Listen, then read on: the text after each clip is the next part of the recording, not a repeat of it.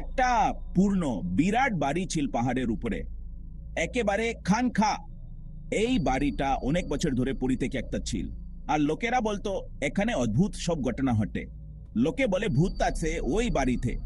কেউ কেউ বলতো রাতে বাড়ির ভেতর থেকে ফিসফিসানি শোনায় এন দেরালগুলো কথা বলছে। তিন বন্ধু লিলি, মার্কস আর শ্যাম সাহস করে ঢুকলো সেই বাড়িতে। তারা ঠিক করেছিল আজকের রাতেই তারা এই রহস্যের সমাধান করবে। বাতাস শোন শোন করে এন নেকড়ে ডাকছে। বাতাসের সাথে সাথে এন একটা অদ্ভুত শীতলতা ভেতরে ঢুকে পড়ল। জানলার কাচগুলো কটকট করে এন দাঁত বাজাচ্ছে। মনে হচ্ছিল এন কেউ বাইরে থেকে জানলায়া আঘাত করছে। বাচ্চাগুলো প্রাণ ভরে শ্বাস নিল, তারপর খুকলো ভেতরে। তাদের হৃদয় দ্রুত ধুকপুক করছিল, কিন্তু তারা পিছিয়ে আসেনি। অন্ধকার ঘরে জাল বুনে বসেছে মাকড়সা। মাকড়সার জালগুলো এন অনেক দিনের পূর্ণ, আর খড়টা এন অনেক দিন ধরে কেউ পরিষ্কার করেনি। খড় ভুরা ধুলো, ঠান্ডা এবং নীরব পরিবেশ। মনে হচ্ছিল এন সময় এখানে থেমে গেছে। কেউ আছো? লিলি ফিসফিসিয়ে বলল। ভয়ে তার কণ্ঠস্বর কাঁপছিল। কোনো উত্তর নেই। তার মনে হচ্ছিল হেন দেয়ালগুলো তার কথা শুনছে। ম্যাক্স ভয়ে কাঁপতে কাঁপতে বলল, তুমি কি মনে করো কেউ আছে এখানে? তার কণ্ঠস্বর কাঁপছিল, আর তার চোখে ভয়ের ছাপ স্পষ্ট ছিল। শ্যাম সবসময় সাহসী, কিন্তু আজ সেও ভয় পেয়ে গেল। তার মনে হচ্ছিল এন কেউ তাদের দেখছে, কিন্তু সে কাউকে দেখতে পাচ্ছিল না। তারা তিনজন একে অপরের হাত ধরেছিল, এন একে অপরকে সাহস দিচ্ছিল। বাচ্চাগুলো আস্তে আস্তে বাড়িটা ঘুরে দেখতে লাগলো।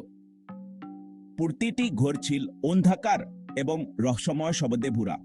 একটি পূর্ণ খেলার ঘরে তারা একটি দোলনা গোড়া পেল। হঠাৎ ঘোড়াটি দোল খেতে শুরু করলো। কেউ একজন ওজস্বা বাচ্চা ঘোড়া চালাচ্ছে। হু, একটি মাদু কাতুহলি কণ্ঠাস্পর তাদের চারপাশে ভেসে বেড়াচ্ছিল। লিলি ভয়ে মাক্সের হাত চাপড়ে ধরল। সাম ভৌ পেলেও একটু হেসে ফেল। কে ওখানে? সে জোরে ডাকলো, সাহসী হওয়ার ভান করে।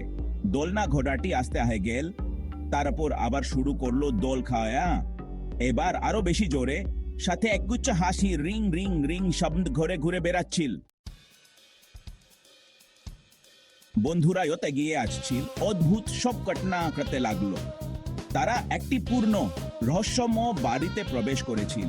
এখানে সবকিছুই অদ্ভুত এবং অস্বাভাবিক ছিল।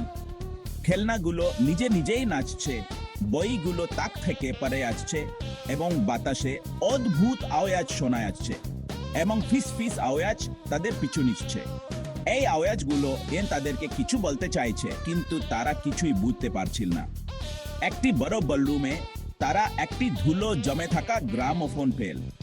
এই গ্রামোফোনটি এন অনেক দিন ধরে কেউ ব্যবহার করেনি। হঠাৎ সেটি বাজতে শুরু করলো। একটি আনন্দঘন সুর বাজছে। সুরটি এন তাদেরকে কিছু বলতে চাইছে, তাদেরকে কিছু রহস্যময় বার্তা দিচ্ছে। বাচ্চাগুলো অনুভব করলো এন কেউ একজন আছে এখানে, অদৃশ্য কিন্তু খেলুড়িয়ে। তারা বুঝতে পারলো এই অদৃশ্য প্রাণীটি তাদের সাথে খেলতে চাইছে। লিলি নিশ্চিত হল এটি এক বন্ধুত্বপূর্ণ ভূত, লুকোচুরি খেলছে। সে বুঝতে পারলো এই ভাত্তাটি তাদের কোনো ক্ষতি করতে চাইছে না, বরং তাদের সাথে মজা করতে চাইছে। বাক্স এখনো ভয় পেলেও বাত্তিক হাসির সাথে সাথে হাসতে লাগলো। সে বুঝতে পারলো এই ভূতটি আসলে খুবই মজার এবং বন্ধুত্বপূর্ণ। শ্যাম এই রহস্যের সমাধান করতে দাচ্যপ্রতি জ্যাক অদৃশ্য প্রাণীর কোন চিহ্ন খুঁজে পাওয়ার জন্য সে তীক্ষ্ণ নজর রাখছিল। সে বুঝতে পারলো এই ভূতটি তাদেরকে কিছু বলতে চাইছে, এবং সে সেই বার্তাটি খুঁজে বের করার চেষ্টা করছিল। বাচ্চারা খুঁজে পেল কিছু লুকানো বার্তা, আর এই ভূতটি তাদের জন্য রেখে গেছে। তারা বুঝতে পারলো এই বার্তাগুলো তাদেরকে একটি বড় রহস্যের সমাধান করতে সাহায্য করবে। ভূতটির সাহায্যে বাচ্চারা ধীরে ধীরে সেই রহস্যের সমাধান করতে লাগলো। তারা বুঝতে পারলো এই ভূতটি আসলে তাদের বন্ধু, এবং সে তাদেরকে সাহায্য করতে চাইছে। অবশেষে বাচ্চারা এবং ভূতটি একসাথে সেই রহস্যের সমাধান করলো, এবং তারা একসাথে উদ্যাপন করলো। তারা বুঝতে পারলো বন্ধুত্ব এবং সহযোগিতার মাধ্যমে সবকিছু সম্ভব। বাচ্চাগুলো ভাবলো ভূতের জন্য একটা ফাঁদ পাতাবে। তারা পূর্ণ রান্নাঘরে এক প্লেট বিস্কুট পেল এবং টেবিলে রেখে দিল।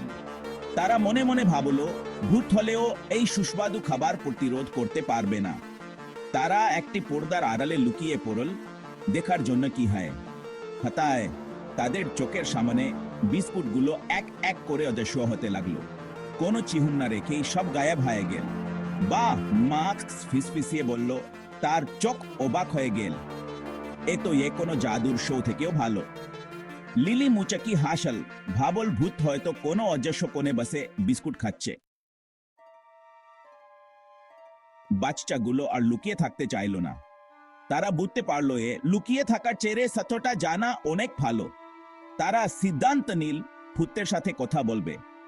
তারা জানতো ভূতটি যদি সত্যি বন্ধুত্বপূর্ণ হয় তাহলে তাদের পাওয়ার কিছু নেই। কেউ আছো? লিলি ডাক দিল। তার কণ্ঠ ঘরে প্রতিধ্বনিত হল। তার কণ্ঠে ছিল এক ধরনের কৌতূহল এবং সাহস। আমরা জানি তুমি এখানে আছো। লিলি আবার বলল। এবার তার কণ্ঠে ছিল এক ধরনের দক্ষতা। আমরা তোমার বন্ধু হতে চাই। বাচ্চারা একসাথে বলল। তাদের চোখে ছিল এক ধরনের উজ্জ্বলতা। একটু ক্ষণের জন্য চারপাশে একদম নীরবতা। মনে হচ্ছিল পুরো ঘরটি তাদের কথার প্রতিক্রিয়া জানার জন্য অপেক্ষা করছে। তারপর একটি মৃদু উষ্ণালো ঘরের মাঝখানে জ্বলে উঠল। আলোটি ছিল এমন এটি তাদেরকে স্বাগত জানাচ্ছে। আলো তীব্র হচ্ছিল। একটি আবছা আকৃতি দেখা যাচ্ছিল। আকৃতিটি ধীরে ধীরে স্পষ্ট হয়ে উঠছিল। এটি ছিল ভূত, একটি ছোট ছেলে। তার একটি দুষ্টু হাসি এবং দালু চোখ। তার চোখে ছিল এক ধরনের মায়া। ভালো, সে বলল। তার কণ্ঠ ছিল একটি খেলুড়ে ফিসফিস। আমি থমাস। তার কণ্ঠে ছিল এক ধরনের উষ্ণতা। আমার বাড়িতে তোমাদের স্বাগতম। থমাস বলল। তার কণ্ঠে ছিল এক ধরনের আন্তরিকতা। বাচ্চাগুলো আর ভয় পেল না। তারা ভূত ছেলেটির দিকে তাকিয়ে হাসল। তাদের মনে হলো তারা একটি নতুন বন্ধুর সাথে পরিচিত হয়েছে। এরপর বাচ্চারা এবং থমাস একসাথে খেলতে শুরু করলো। তারা বুঝতে পারলো থমাস তাদের মতোই একজন, শুধু একটু আলাদা। তারা গল্প শেয়ার করলো, একসাথে হাসলো। তাদের মধ্যে একটি গভীর বন্ধুত্ব গড়ে উঠল। বিদায়ের সময় এলো, কিন্তু তারা প্রতিজ্ঞা করলো আবার দেখা হবে। থমাস তাদের বিদায় জানালো। তার চোখে ছিল এক ধরনের আনন্দ। বাচ্চারা হাসি মুখে ভূতের বাড়ি থেকে বেরিয়ে এলো। তারা জানতো তারা একটি নতুন বন্ধুর সাথে পরিচিত হয়েছে এবং এই বন্ধুত্ব চিরকাল থাকবে। থমাস বাচ্চাগুলোকে ঘুরে ঘুরে তার জীবনের গল্প শোনাচ্ছিল। সে তার ছোটবেলার একটি ধুলো জমে থাকা ছবি দেখালো। এখানে সে খুব খুশি ছিল। আমি সবাইকে কৌতুক করতে খুব ভালোবাসতাম, সে বলল। তার চোখে দুষ্টু চাহনি। কিন্তু তারপর আমি অসুস্থ হয়ে পড়ি এবং আমি এখানে আছি একা একা। লিলি একা ক্যা? ভূপুতটির জন্য দুঃখ করল। তুমি একা নো, সে বলল তাকে একটি বন্ধুত্বপূর্ণ হাসি দিয়ে। আমরা তোমার কাছে আসব, আমরা প্রতিশ্রুতি দিচ্ছি। লিলির কথা শুনে থমাসের মুখ উজ্জ্বল হয়ে উঠল। তার ভক্তি কাকতি কতত্বতায়া জলমল করছে।